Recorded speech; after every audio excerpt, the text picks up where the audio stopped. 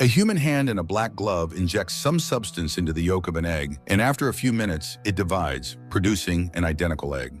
At the same time, on the Hollywood Walk of Fame, a star for Oscar winner Elizabeth Sparkle is unveiled. Time passes, the star fades, and soon Sparkle's name no longer shines as brightly. She herself now hosts an aerobics TV show. Despite her age, the woman is fit and looks quite good. However, one day she goes to the restroom, and seeing that the women's restroom is out of order, she enters the men's room. Inside a stall, she hears the voice of the show's producer, Harvey, saying that Elizabeth is outdated and the show needs a young and hot girl. It's time for Sparkle to retire. After all, her Oscar was won at the dawn of cinematography, and it's time to make way for the younger generation. Upset, Elizabeth goes to lunch with the producer, where he laughingly announces her retirement and leaves with a friend. The woman sees a fly in her wine glass and feels just as helpless. On her way home, the actress gets distracted by workers taking down her billboard, and she gets into an accident. In the hospital, the doctor recognizes the star and compliments her, but the woman starts crying because all her fame is now behind her. Embarrassed, the doctor says goodbye and leaves. However, a young nurse suddenly starts examining Elizabeth's back, muttering that she is perfect for an experiment. Before leaving, he slips a flash drive into her pocket with a commercial for a product called Substance. Elizabeth reads the name of the product when an older man calls out to her. It turns out to be her old classmate, Fred. He is happy to see her and offers to meet and reminisce about their youth. Fred writes his phone number on a random scrap of paper, and after soaking it in a puddle, he hands it to Elizabeth, who pretends to be happy to see her old friend. In reality, she falls into a deep depression, especially after she finds a bouquet at home, thanking her for being part of the team all these years. Rereading the word "was," Elizabeth inserts the flash drive into the TV and watches a commercial for a substance whose injection unlocks her DNA and initiates cell division, creating another version of herself. This is the substance, and the person is the matrix. And while they are two different personalities, they are still the same person, just an improved version that will be younger, more beautiful, and more perfect. Both personalities must exist in symbiosis and switch every 7 days, always remembering that they are one whole. Elizabeth goes to a bar and, watching the happy couples, realizes her loneliness. She returns home, and after long thoughts and memories, she calls the number provided and orders the substance. She is given a postbox number where she can pick up the product, and the call is quickly ended. The woman spends a sleepless night, and in the morning, she sees an ad in the newspaper looking for candidates to replace her as the host of the show. At the same time, there's a letter in the mail with a card and the postbox number for the substance. Elizabeth resolutely heads to pick up the package. Using the card, she opens a hidden door in an old building and finds a storage unit with a package waiting for her. At home, Elizabeth opens the box. All the substance ingredients are neatly packed in bags and labeled activator, stabilizer, the other you, the switch, food for the matrix, food for the other you. The activator only needs to be used once, but the stabilizer must be administered daily, and it's taken from the matrix cells. Most importantly, the pair must switch places every 7 days without exception, and they must always remember that they are one whole. In the morning, Elizabeth spends a long time staring at herself in the mirror, noting the signs of aging. Eventually, she injects the one-time activator, after which she is struck by unbearable pain.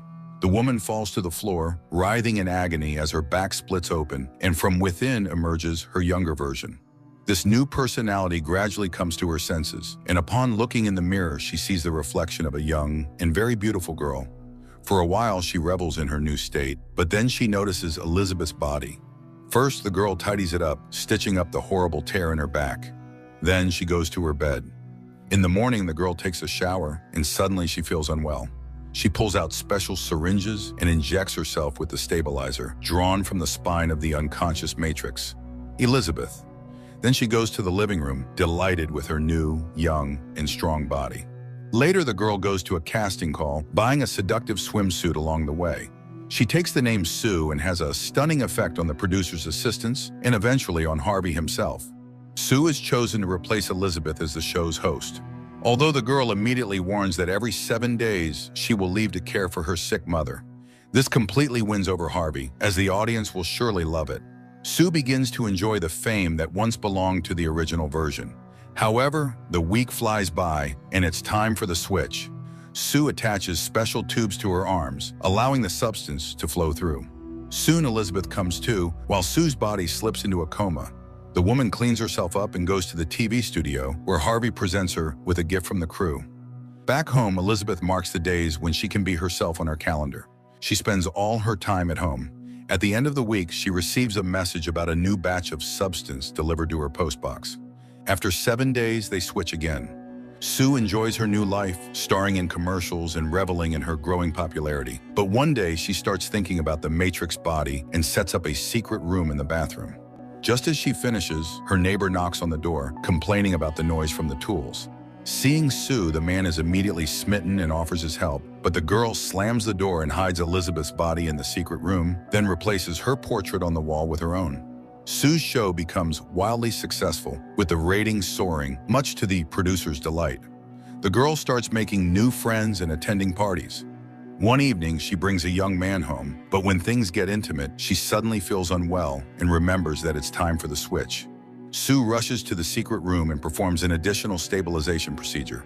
She spends the night with the young man and switches with Elizabeth later than necessary. When Elizabeth wakes up, she finds the living room in disarray and her hands twisted with gout. Struggling to put herself together, she calls the substance provider's number, but they inform her that the changes are irreversible and remind her not to forget that they are one whole. Elizabeth tidies up the apartment and then sees a recording of Sue's new show on TV. She is forced to admit that Sue is very beautiful. Later, she hears the neighbor asking Sue for a date, but she doesn't answer the door. Then she receives a new batch of substance. On her way out, she stops at a cafe where an old man starts a conversation lamenting that 7 days is too long to wait to return to one's body. He drops his cards, and among them, Elizabeth sees a card identical to her substance card. She recognizes the young nurse who advised her on the experiment in his eyes. He knows that with each time, it becomes harder to remember that you deserve the right to exist. Soon, the second part will literally start consuming her.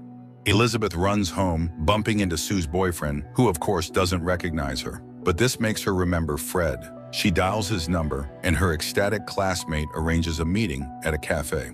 Elizabeth dresses up, puts on makeup, and hides her hands under gloves. But unexpectedly, she sees a billboard with Sue on it. Her own reflection immediately disappoints her, and she changes her makeup, then wipes it off entirely. Crying, she rips off her dress and stays home, ignoring Fred's persistent calls, binge eating to cope with her stress and insecurity. When it's Sue's turn again, she steps onto the set and begins the show. However, during the exercises, she suddenly feels something protruding beneath the skin of her buttocks. The girl immediately halts the filming, and while the puzzled cameraman tries to understand what he just shot, she runs to the bathroom, where she finds a lump on her rear and pulls out a fried chicken leg from her navel. She realizes that while she is living an active life, Elizabeth is binge eating at home. Sue is furious. She complains to the substance operator, but all she hears in return is, "They are one whole." Weeks go by. One day, Sue urgently summons Harvey to announce that she will be the new host of their New Year's show, the pinnacle of her career. Sue is overjoyed. However, she is now abusing the stabilizer more and more, which causes Elizabeth's body to age rapidly. When Elizabeth wakes up again, she finds herself old and decrepit, with stiff joints and almost entirely gray hair. The woman calls the substance operator, and he suggests ending the experiment, but there is no way to restore her condition now. She tries to convince herself to stop the experience, but she can't give up such a beautiful second version of herself, even though her knees barely function. She remembers Harvey's gift. It turns out to be a cookbook, and Elizabeth throws herself into learning new recipes with renewed energy, while Sue continues to dominate the TV screens. One day, Elizabeth hears Sue laughing at her, mocking the aging star, which drives her to eat even more. Elizabeth becomes so enraged that she vows to end the experiment. The day for the switch comes, and once again, Sue finds a room full of leftovers and empty bottles. To gain independence and take advantage of the Matrix helplessness, Sue stockpiles stabilizers for 3 months. However, the day before the live broadcast of the show, the stabilizer runs out. Sue calls the supplier to ask for more, but he says Elizabeth is the only source, and they need to switch to replenish the supply. There is simply no other option.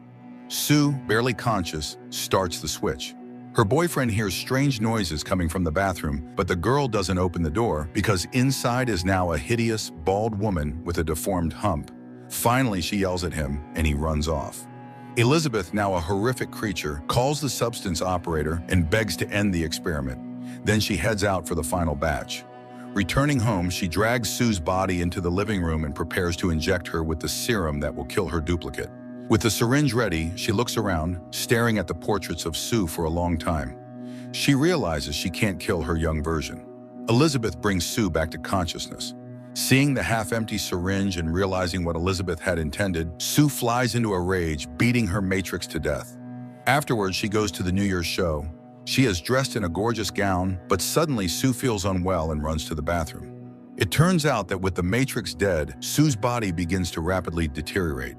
First, her teeth fall out, making it impossible for her to smile for the sponsors, which Harvey so desperately wants. Then a nail falls off, and her ear drops off. In a panic, Sue rushes home where she injects herself with the last of the activator, hoping to create a new version of herself. But instead, a monstrous hybrid of both versions, Eliza Sue, is born. The monster recalls her audition and tries to beautify herself by putting on a dress and a homemade Elizabeth mask before heading to the show. When she arrives at the TV center, she steps onto the stage and addresses the audience, but her mask falls off. Screams of horror fill the hall, and she is called a monster. The audience flees in panic, and one man decapitates Eliza Sue, after which her mutilated body floods the entire hall with blood. What's left of Eliza Sue runs out of the studio, and out on the street, it disintegrates into guts. Elizabeth's original face manages to crawl to the actress's star on the Walk of Fame, where it looks up, smiles, and melts away. The next morning, the remaining puddle of blood is scrubbed away, erasing the memory of the actress. At times funny, but mostly terrifying, the film dissects society's imposed standards on women's bodies in the pursuit of eternal beauty, forcing viewers to reflect on what it means to be yourself and how important it is to accept who you are.